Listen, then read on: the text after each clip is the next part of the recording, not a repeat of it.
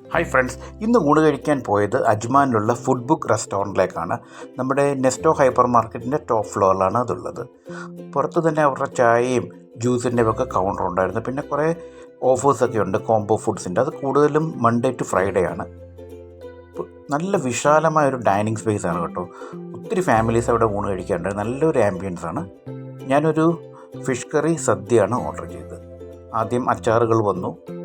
നമ്മുടെ നാരങ്ങ, മാങ്ങ, ഇഞ്ചിക്കറി, പിന്നെ പപ്പടം, വറ്റൽമുളക്, പിന്നെ വന്ന് ബീട്രൂട്ട് പച്ചടിയായിരുന്നു. അത് കഴിഞ്ഞ് വന്ന് നല്ല കുഴച്ച കപ്പ, പിന്നെ പൈനാപ്പിൾ പച്ചടി വന്നു.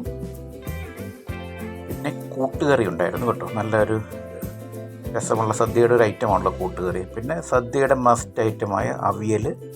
അത് കഴിഞ്ഞ് നല്ല തോരൻ, ക്യാബേജും ക്യാരറ്റും കൂടെ ഉള്ള ഒരു തോരൻ. പിന്നെ കുത്തരി ചോറ് വന്നു. ചോറിനോടൊപ്പം ആദ്യം പരിപ്പാണ് വന്നത്. ഞാനപ്പോൾ പരിപ്പും പപ്പടവും കൂട്ടി ഒന്ന് തുടങ്ങി. ബാക്കിയുള്ള കറി വരാൻ വേണ്ടി ഞാൻ വെയിറ്റ് ചെയ്തില്ല. കുറേ നാളായി പരിപ്പൊക്കെ കൂട്ടി ഒന്ന് ഊണ് കഴിച്ചിട്ട്. ഓണത്തിന് ശേഷം ഇപ്പം ഏകദേശം 1 മാസം ആകുന്നല്ലോ.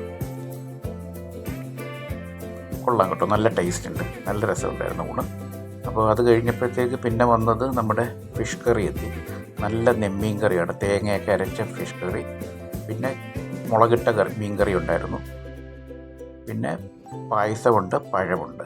പിന്നെ ഒഴിക്കാൻ സാമ്പാറും രസവുമൊക്കെ ഉണ്ടായിരുന്നു. അതൊന്നും ഞാൻ എടുത്തില്ല. മീൻ കറി നല്ല ടേസ്റ്റ് ആയതുകൊണ്ട് 2 ടൈപ്പ് മീൻ കറി ഉണ്ടായിരുന്നല്ലോ. ആ മുളകിട്ട കറിയും കപ്പയും കൂടെ നല്ല കിടിലൻ കോംബോ ആയിരുന്നു. അതുപോലെ തന്നെ അരച്ച മീൻ കറിയും കൊള്ളാം. അത് കാരണം ഞാൻ പിന്നെ സാമ്പാറും രസമൊന്നും മേടിച്ചില്ല. കറികളെല്ലാം വളരെ നല്ലതായിരുന്നു. അത് ഏറ്റവും എനിക്ക് ഇഷ്ടപ്പെട്ട അവിടുത്തെ ഒരു അറ്റ്മോസ്ഫിയറാണ്. വളരെ കൂളാണ്. ഡെഫിനറ്റ്ലി ഒന്ന് ട്രൈ ചെയ്യേണ്ട ഒരു ഏരിയയാണ്.